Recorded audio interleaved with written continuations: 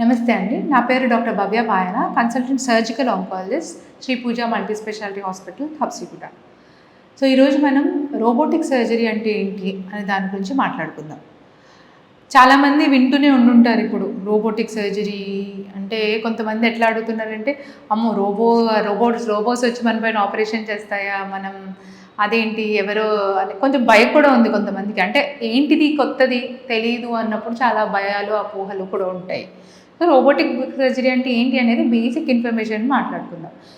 ఇనీషియల్గా నేను కూడా రోబోటిక్ సర్జరీ రోబోట్ లేనప్పుడు ఏం అడ్వాంటేజ్ ఉంటుంది, రోబోటిక్ సర్జరీ ఓపెన్ సర్జరీస్ చేసినట్టే కదా అనుకున్నాను. బట్ వన్స్ నేను రోబోటిక్ సర్జరీ చేయడం స్టార్ట్ చేసిన తర్వాత, or once I have seen people దాని నుంచి రికవరీ కానీ అవి చూసిన తర్వాత, వావ్ ఇంత మంచి ఫెసిలిటీ అవైలబుల్ ఉండి వాడుకోకపోవడం తప్పు అనేది రియలైజ్ అయ్యాను. సో దాని గురించి ఏం చెప్పాలి అంటే, అసలు రోబోటిక్ సర్జరీ అంటే ఏంటి అంటే, ఒక మెషిన్ లాంటిది ఉంటుంది. మీకు ఫోటోలు చూస్తే బాగా అర్థమవుతుంది, వీడియోలో ఫొటోస్ కూడా ఉంటాయండి. సో కొన్ని ఆర్మ్స్ లాంటివి ఉంటాయి, రోబోటిక్ ఆర్మ్స్ అంటారు.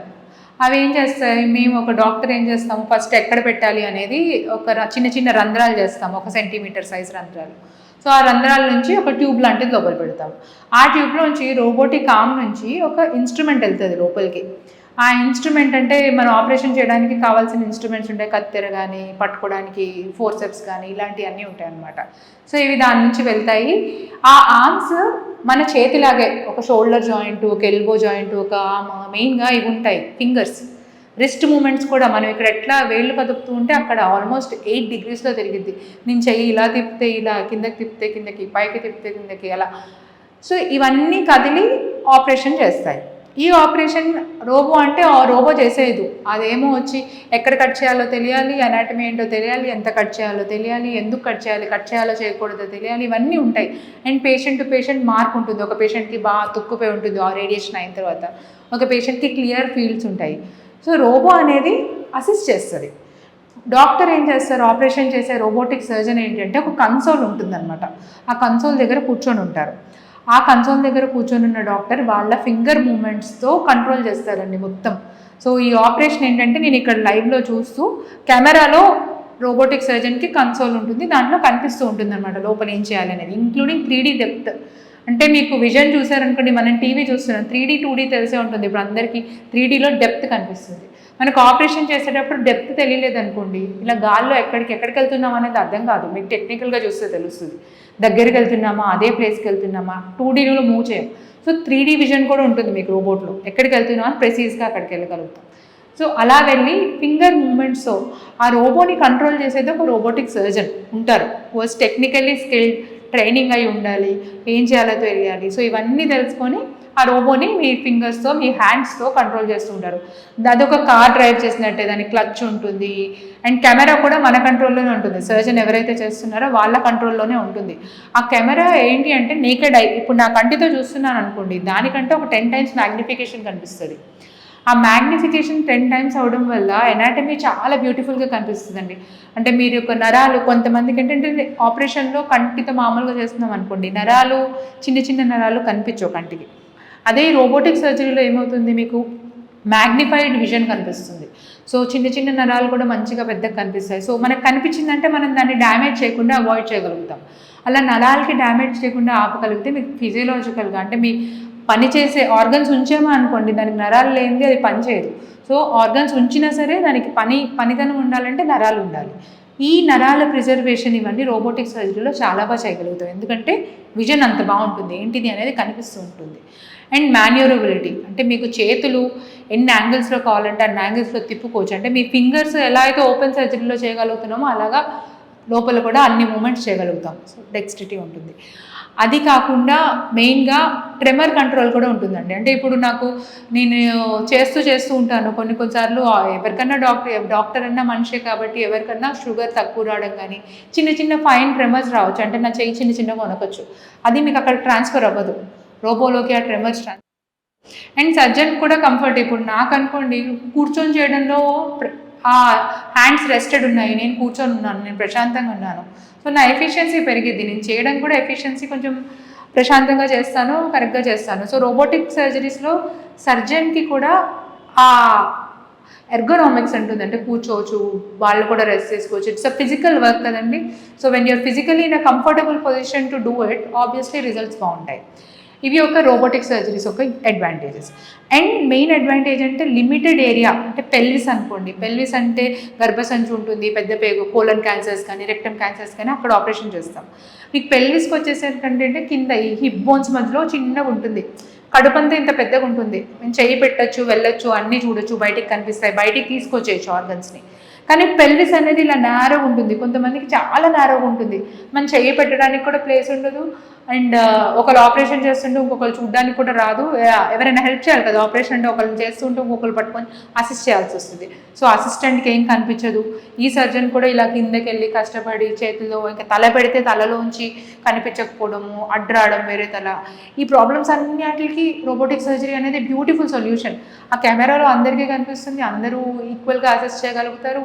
అండ్ నారో స్పేస్, ఆ స్పేస్ అనేది కొన్ని మీకు పెల్విక్ సర్జరీస్లో ఇలా కిందకి వెళ్ళినప్పుడు చెయ్యి కిందకి వెళ్తుంది, ఆ రోబోది ఇలా పైకి ఫింగర్లు వేస్తుంది. ఇట్స్ లైక్ స్పింక్టర్ ప్రిజర్వేషన్కి, ఫంక్షనల్ ప్రిజర్వేషన్కి అండ్ ఆంకలాజికల్ అవుట్కమ్స్కి. ఇదివరకు క్యాన్సర్ సర్జన్స్ అంత రోబోటిక్ సర్జన్స్కి అంత ముందుగా అప్రోచ్ చేయలేదు. అంటే మన క్యాన్సర్లో మెయిన్ ప్రయారిటీ ఏంటంటే క్యాన్సర్ తీయడం. ఏమన్నా తక్కువ చేస్తున్నామా అనుకొని ఇదివరకు కొంచెం అంత అగ్రెసివ్గా పోలేదు. ఇప్పుడు ఆంకో సర్జరీ కూడా చాలా రోబోటిక్ సర్జరీస్ అవుతున్నాయి. లైక్ బ్రెస్ట్ క్యాన్సర్కి రోబోటిక్ సర్జరీ అవుతుంది, ఎండోమెట్రియల్ క్యాన్సర్కి రోబోటిక్ సర్జరీలోనే మొత్తం అయిపోతుంది, రెక్టల్ క్యాన్సర్, ఈ పెల్విక్ సర్జరీస్, ప్రాస్టేట్ క్యాన్సర్, ఇంకా మెయిన్గా థొరాక్స్ అంటారు, అంటే ఊపిరితిత్తుల క్యాన్సర్ కానీ ఊపిరితిత్తుల్లో సంబంధించి ఏం చేయాలన్నా కూడా ఇసోఫేగస్ అంటారు, అంటే ఆహారం పైపు ఉంటుంది కానీ దాని క్యాన్సర్, అది ఇక్కడ నుంచి వెళ్తుంది కదా. సో ఛాతీలో కూడా ఉంటుంది. ఛాతీలో ఇదివరకు ఏం చేసేవాళ్ళం, పెద్ద ఘాటు పెట్టేవాళ్ళం, ఓపెన్ చేసి ఇలా రిబ్స్ మొత్తం ఇలా రిట్రాక్ట్ చేసి చెయ్యి పెట్టి, ఎందుకంటే చేతులు వెళ్ళాలి, ఒక్క చేయి కాదు, కనీసం 4 చేతులు వెళ్తే కానీ మేము ఆపరేషన్ చేయలేము. సో ఆ చేతులన్నీ లోపలికి వెళ్ళాల్సి వస్తుంది. అండ్ దీనివల్ల ఏంటంటే ఆపరేషన్ తర్వాత చాలా ఇబ్బంది పడతారు, నొప్పి ఎక్కువ ఉంటుంది, పెద్ద ఘాటు ఉంటుంది, సో తొందరగా గాలి తీసుకోలేరు. ఇవన్నీ వాటికి రోబోటిక్ సర్జరీ అనేది బ్యూటిఫుల్ సొల్యూషన్. ఎందుకంటే చిన్న చిన్న రంధ్రాలతో అవుతుంది, మీకు అంత రిట్రాక్షన్ ఉండదు. మీరు 4 చేతులు ఉంటాయి లోపల, బయట 2 చేతులే వాడుకోవచ్చు, కానీ 4 చేతులు ఉంటాయి లోపల పనిచేయడానికి చిన్న రంధ్రాల్లోంచి. సో దీనివల్ల పోస్ట్ ఆపరేటివ్ రికవరీ చాలా తొందరగా అయిపోతుంది. మీరు 10 రోజులు ఉండే వాళ్ళు హాస్పిటల్లో 1-2 రోజుల్లోనే డిశ్చార్జ్ అయిపోతూ ఉంటారు. నొప్పి చాలా తక్కువ ఉంటుంది కాబట్టి రికవరీ చాలా ఫాస్ట్ ఉంటుంది, అంటే గాలి తీసుకోవడానికి కానీ అలా తొందరగా తీసుకోగలుగుతారు. బ్లడ్ లాస్ అనేది తక్కువ ఉంటుంది, మ్యాగ్నిఫైడ్ విజన్ ఉంటుంది.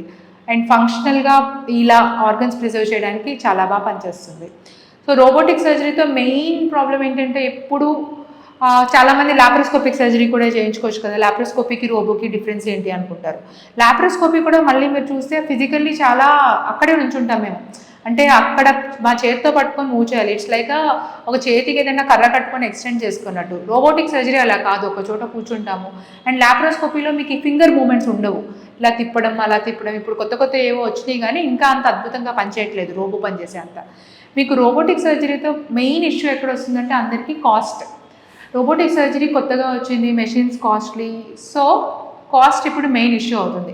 కానీ ఈ కాస్ట్ ఎక్కడ రికవర్ అవుతుందంటే మీకు కాస్ట్ హాస్పిటల్లో ఎక్కువ స్టే అవసరం లేదు. ఇప్పుడు నార్మల్ సర్జరీ, ఓపెన్ సర్జరీ చేయించుకున్నారనుకోండి, గర్భసంచి తీయించుకున్నారు, 3-4 రోజులు హాస్పిటల్లో ఉండాల్సి వస్తుంది.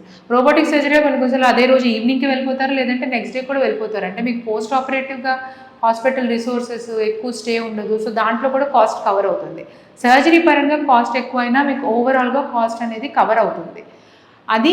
అండ్ నెంబర్ పెరిగే కొద్దీ cost it will come down. ఇప్పుడు రీసెంట్ అడ్వాన్సెస్ అది కొత్తగా స్టార్ట్ అయింది. ఇంకో 10 years down the line cost will automatically count down. కొత్త కంపెనీస్ వస్తాయి, ఇండియన్ కంపెనీస్. ఇప్పుడు ఆల్రెడీ ఇండియన్ కంపెనీస్ SSI మంత్రాలా వచ్చి 25 కోట్లు ఉండే రోబోని ఇప్పుడు ఇండియన్ కంపెనీస్ ఆల్మోస్ట్ 5 కోట్లకి రెడీ చేశారు. Maybe 10 years down the line అది లక్షల్లోకి రావచ్చు, ఎవ్రీబడి అందరికీ అఫోర్డబుల్ ఉండొచ్చు. అండ్ మన గవర్నమెంట్ హాస్పిటల్స్లో ఇప్పుడు నిమ్స్ కానీ, MNJ క్యాన్సర్ హాస్పిటల్ కానీ, ప్రతి హాస్పిటల్లో కూడా రోబో అనేది అవైలబుల్ ఉంది. అంటే అందరూ రోబోటిక్ సర్జరీ చేస్తున్నారు.